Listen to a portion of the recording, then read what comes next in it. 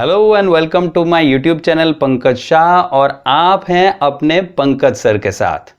Guys, ये हमारे flash animation tutorial की सीरीज चल रही है और इस सीरीज में आपकी रिक्वायरमेंट पे आज मैं लाया हूं टेक्स्ट शेप ट्विन एनिमेशन इन फ्लैश। काफ़ी सारे व्यूअर्स की चैनल पे ये रिक्वायरमेंट आ रही थी कि सर टेक्स्ट शेप ट्विन पे यूट्यूब पे कोई जेन्युइन और इजी वे के वीडियोस अवेलेबल नहीं है, तो प्लीज़ उसके ऊपर एक वीडियो आप हमें दीजिए।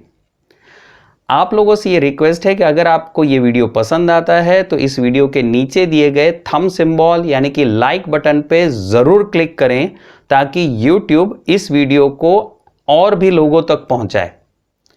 आप लोगों से एक और रिक्वेस्ट है कि आप में से काफ़ी सारे व्यूअर्स ऐसे हैं जो मेरे वीडियो रेगुलर देखते तो ज़रूर हैं, लेकिन इस चैनल पे सब्सक्राइब बटन जो है उसको क्लिक नहीं करते और ये चैनल को सब्सक्राइब नहीं कर रहे हैं और मेरे इस वीडियोस के लिए दूसरों के ऊपर डिपेंड रहते हैं कि जब कोई आपको लिंक प्रोवाइड करे तब जाके आपको वो वीडियो मिले। इससे बेटर है कि आप इस चैनल को अभी सब्सक्राइब करें। इस वीडियो के नीचे एक रेड कलर का सब्सक्राइब बटन दिखेगा, उस पर क्लिक करें और पास में एक आपको बेल आइकॉन दिखेगा। सब्सक्राइब बटन के पास में आपको एक बेल आइकॉन दिखेगा, आप उस पर क्लिक करें और उसमें एक थर्ड ऑप्शन है ऑल, उस पर क्लिक करें। उससे क्या फ़ायदा होगा? उससे ये फ़ायदा होगा आपको कि मेरे कोई भी नेक्स्ट वीडियोस जब भी मैं अपलोड करूंगा तो फौरन उसका नोटिफिकेशन यूट्यूब आपको सबसे पहले देगा।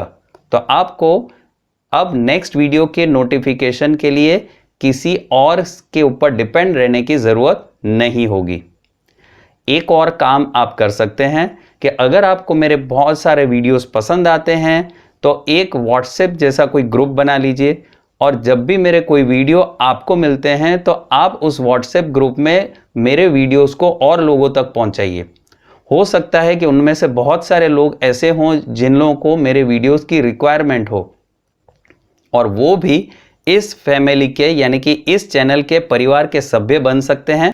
चलिए, बातें बहुत हो गई, शुरू करते हैं आज का ट्यूटोरियल टेक्स्ट शेप ट्विन इन फ्लैश। टेक्स्ट शेप ट्विन के लिए आपसे सबसे पहले ये फ्लैश ओपन कर लेना है। आपने देखा यहाँ पे फ्लैश जैसे ही आप ओपन करेंगे आपके सामने अलग अलग स्क्रिप्ट दिखाई देगी, जिसमें सबसे पहला ऑप्शन है फ्लैश फाइल एक्शन स्क्रिप्ट 3.0। आपको इस पर क्लिक करना है ताकि टेक्स्ट शेप ट्विन के सारे ऑप्शंस आपको अवेलेबल हों। अब जैसे ही आप इसे ओपन करेंगे आपके सामने एक वाइट कलर का पेज आ गया है, जो मेरा माउस पॉइंटर मूव हो रहा है। इस एरिया को हम स्टेज बोलेंगे। इससे रिगार्डिंग एक फ्लैश ट्यूटोरियल वीडियो मैंने ऑलरेडी बनाया हुआ है, जिसका लिंक मैं ऊपर आई बटन में दे दूंगा। उस वीडियो को जाके ज़रूर देखिए और उसमें आपको फ्लैश से रिगार्डिंग सारी बेसिक इन्फॉर्मेशन मिलेगी ताकि आपको एनिमेशन क्रिएट करने में बहुत आसानी हो। तो यहाँ पे आप देख रहे हैं कि मेरा माउस पॉइंटर जो मूव कर रहा है, आप देख रहे हैं ये मेरा फ्रेम 1 सिलेक्टेड है और आपको टेक्स्ट शेप ट्विन करना है। तो सबसे पहले आपको टेक्स्ट टूल एक्टिवेट कर देना है। इसके बाद ये फिल कलर ऑप्शन है, इसके थ्रू आप कोई भी कलर लेना चाहते हैं तो आप ले लीजिए और फिर आप यहाँ पे क्लिक करेंगे। इसके अलावा आपको पता है कि यहाँ पे मैंने अपने प्रीवियस वीडियो में आपको बताया था कि टेक्स्ट मेनू के थ्रू आप फॉन्ट साइज, स्टाइल ये सब आप सेट कर सकते हैं। तो एज़ पर योर रिक्वायरमेंट आप इसे सेट कर लीजिए। ये सेट करने के बाद आप क्लिक करेंगे centre of the page stage और फिर आपको जो भी वर्ड आपको लिखना है आप लिखेंगे। जैसे कि मैंने यहाँ पे एक वर्ड लिख दिया शेप। ये वर्ड लिखने के बाद आप आएंगे टूल बार की तरफ। यहाँ पे 2 एरो दिए हुए हैं, एक वाइट एरो एक ब्लैक एरो। ये ब्लैक एरो पे क्लिक करेंगे और फिर उसके बाद इस जो आपने लिखा हुआ है शेप, ये पर्टिकुलर वर्ड, इस वर्ड को आप सिलेक्ट करेंगे। अब आपको ये जो वर्ड आपने लिखा हुआ है ये है टेक्स्ट, तो इसको आपको शेप में कन्वर्ट करना है। तो शेप में कन्वर्ट करने के लिए इसको हमें अलग अलग पार्ट में ब्रेक करना पड़ेगा, जिसको बोला जाता है ब्रेक अपार्ट। तो ब्रेक अपार्ट करने के लिए आपके पास 3 ऑप्शन हैं। फर्स्ट ऑप्शन है आप मेनू के थ्रू जाइए, जैसे कि ये मॉडिफाई मेनू है, इस पर क्लिक करेंगे और यहाँ पे आपको ऑप्शन मिलेगा ब्रेक अपार्ट। सेकंड ऑप्शन है कि आप उसके साथ दी हुई एक कंट्रोल की है कंट्रोल B, जो कीबोर्ड से आप प्रेस कर सकते हैं, उससे भी आप ब्रेक अपार्ट कर सकते हैं। और थर्ड ऑप्शन जो है वो आपके पास अवेलेबल है कि ये जो टेक्स्ट आपको दिख रहा है, इसी टेक्स्ट को सिलेक्ट करने के बाद, जैसे कि इस वक्त सिलेक्टेड है, इसके ऊपर राइट क्लिक करेंगे, टेक्स्ट के ऊपर ही कॉन्टेक्स्ट मेनू जो ओपन होगा, यहाँ पे ब्रेक अपार्ट ऑप्शन दिया हुआ है, यहाँ से भी आप ये काम कर सकते हैं। तो जैसे कि मैंने यहाँ से ब्रेक अपार्ट किया, आप देख रहे हैं कि जैसे ही मैंने ब्रेक अपार्ट किया, इस पर्टिकुलर वर्ड के अलग अलग कैरेक्टर इंडिविजुअली डिवाइड हो चुके हैं।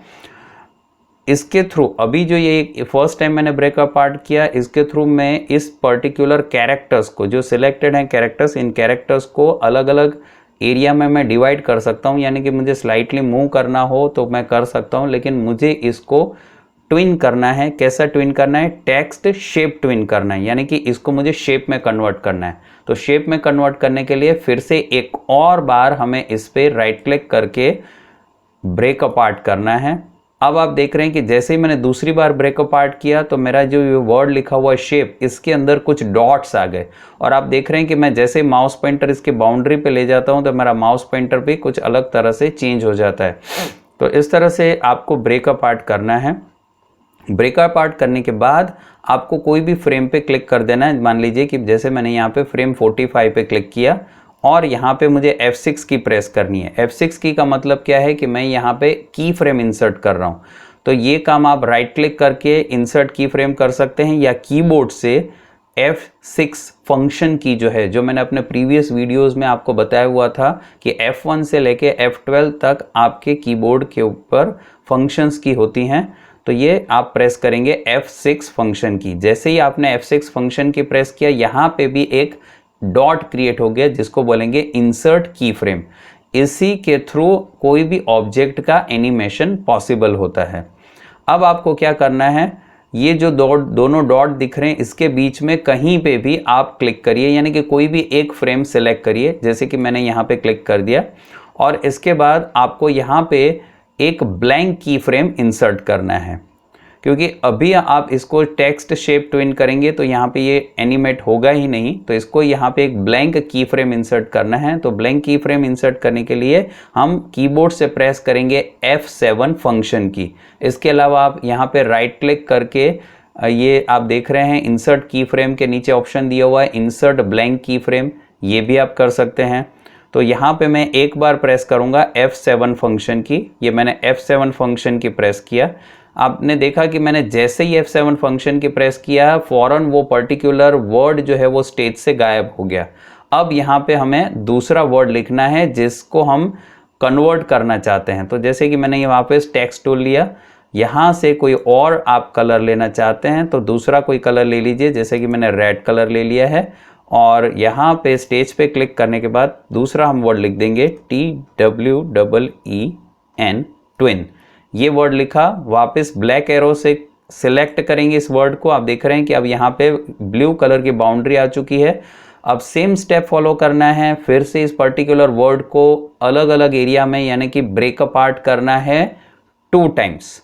ओके, तो यहाँ पे इस शेप के ऊपर राइट क्लिक करेंगे, या फिर आप इस बार हम करते हैं मॉडिफाई मेनू में जाके ब्रेक अपार्ट, जो मैंने पहले भी बताया था कि आप इसके थ्रू भी कर सकते हैं। तो मॉडिफाई मेनू में जाके ब्रेक अपार्ट किया, आप देख रहे हैं कि ये पहले की तरह ही अलग अलग कैरेक्टर्स डिवाइड हो गए हैं पर्टिकुलर स्क्वायर ब्रैकेट्स में। अब आपको एक और बार ब्रेक अपार्ट करना है, तो थर्ड मेथड हम फॉलो करते हैं कंट्रोल बी। तो मैंने यहाँ पे प्रेस किया कीबोर्ड से कंट्रोल बी। जैसे ही कंट्रोल बी प्रेस किया, आप देख रहे हैं यहाँ पे डॉटेड वाइट कलर के डॉट्स आ गए, यानी कि ये ब्रेकअप पार्ट भी मेरा कंप्लीट हो गया।